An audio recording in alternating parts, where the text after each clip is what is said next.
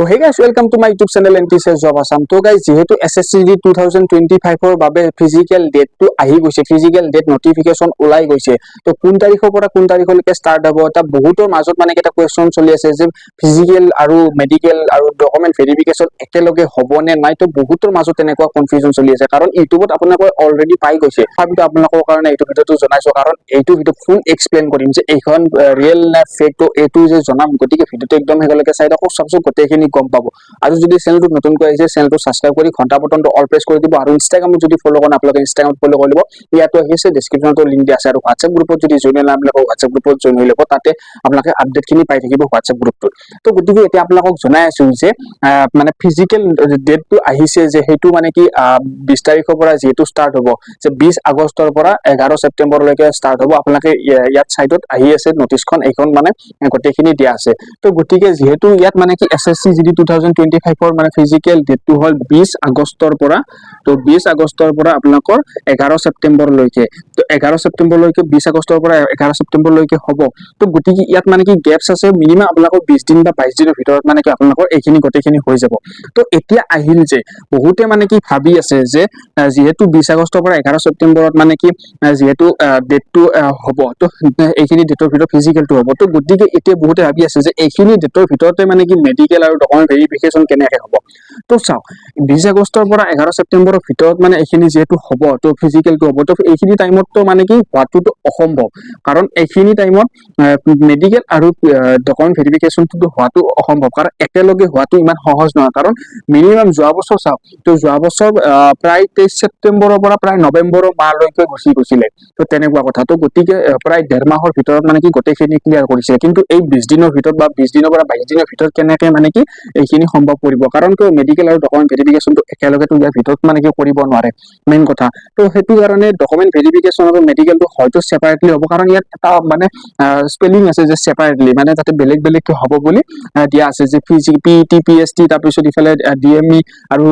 RME আৰু DB মানে কি বেলেগ বেলেগকে তাতে হ'ব বুলি এটা মানে কি তাতে সেপাৰেটলি বুলি এটা স্পেলিং আছে। তো গতিকে সেইটোৰ পৰা গম পাই যে ইয়াত মানে 20 আগষ্টৰ পৰা 11 ছেপ্টেম্বৰৰ ভিতৰত মানে কি এইটো ডেটৰ ভিতৰত মেডিকেল আৰু ডকুমেন্ট ভেৰিফিকেশনটো হোৱা চান্সটো নাই। এইটো কথা আপোনালোকে মনত ৰাখিব।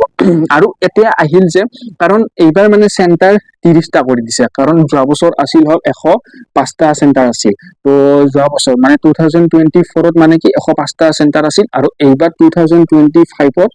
আপোনালোকৰ মানে 30টা চেণ্টাৰ কৰিছে। 30টা চেণ্টাৰ কৰিছে। 30টা চেণ্টাৰত মানে কি তাতে অপশ্যন, তাতে এটা আছে যে উল্লেখ আছে যে 1500 কেণ্ডিডেট পাৰ ডে 1500 কেণ্ডিডেট বুলি মাতিব। তো পাৰ ডে 1500 কেণ্ডিডেট যদি মাতে, পাৰ ডে 1500 কেণ্ডিডেট মাতিলে, যদি 30টা যিহেতু চেণ্টাৰ আছে, 30টা চেণ্টাৰ 30 পূৰণ 1500 যদি হয়, মিনিমাম আপোনালোকৰ কিমান হ'ব, যে 1530 45,000। তো এদিনত মানে কি 45,000 কেণ্ডিডেট মাতিব,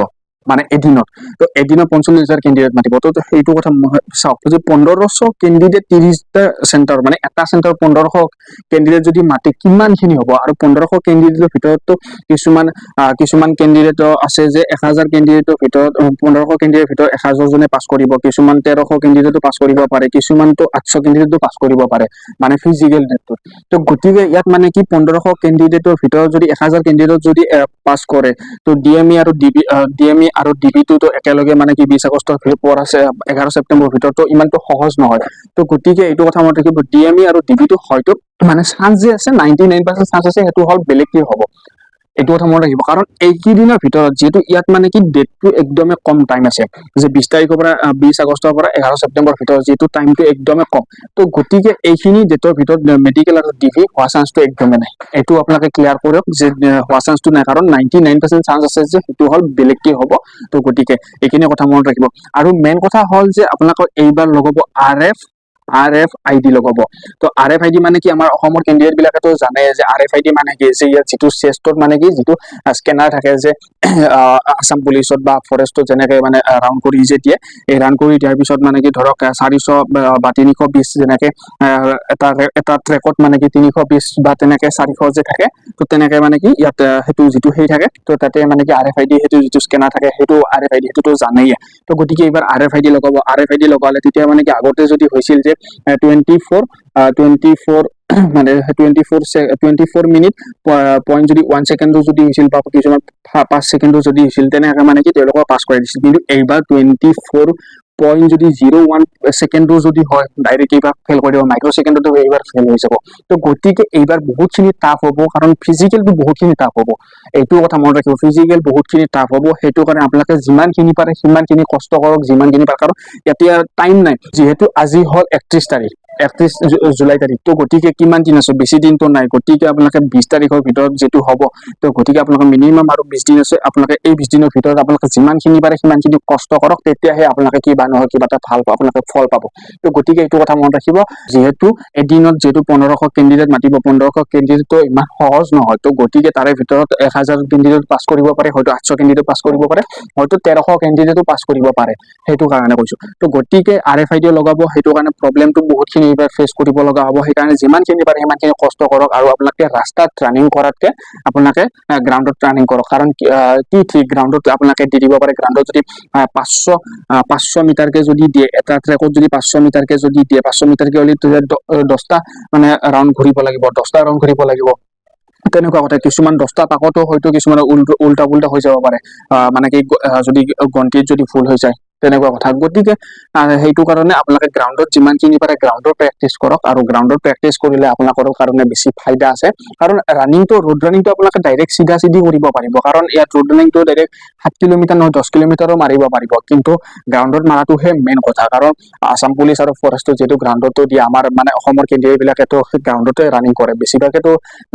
90% মানে গ্ৰাউণ্ডতে ৰানিং কৰে তো গতিকে তেওঁলোকৰ কাৰণে বেছি ভাল হয় তো গতিকে আপোনালোকে যিমানখিনি পাৰে সিমানখিনি মানে কি প্ৰেক্টিছ কৰক যিমানখিনি পাৰে সিমানখিনি যি জান লগাই দিয়ক লগাই দি পেনে যাতে ফিজিকেলটো ভাল হয় ফিজিকেলটো ভাল হোৱাৰ পিছত তেতিয়া মেডিকেলৰ কাৰণে যাতে আপোনালোকে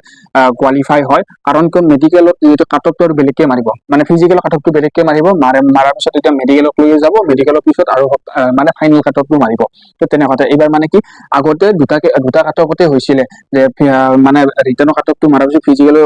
ক্লিয়াৰ ফিজিকেল আৰু ডকুমেণ্ট ভেৰিফিকেশ্যন আৰু মেডিকেল একেলগে কৰি দিছিলে যোৱা বছৰ তাৰ পিছত ডাইৰেক্ট মানে কি ফাইনেল মেৰিট লিষ্ট মাৰি দিছিলে ফাইনেল মেৰিট লিষ্টত মানে কি কাটঅফটো মাৰি দিছিলে কিন্তু এইবাৰ তেনেকুৱা নহয় এইবাৰ ডাইৰেক্ট মাৰি দিব যে আপোনালোকৰ ফিজিকেলটো হোৱাৰ পিছত মেডিকেলৰ কাৰণে আৰু কাটঅফ মাৰিব তাৰপিছত আৰু আপোনালোকৰ ফাইনেল কাটঅফটো মাৰিব তো আগৰ মানে কি চিষ্টেমতে আহি গৈছে কাৰণ যোৱা বছৰ বহুতখিনি লেট হৈছিলে কাৰণ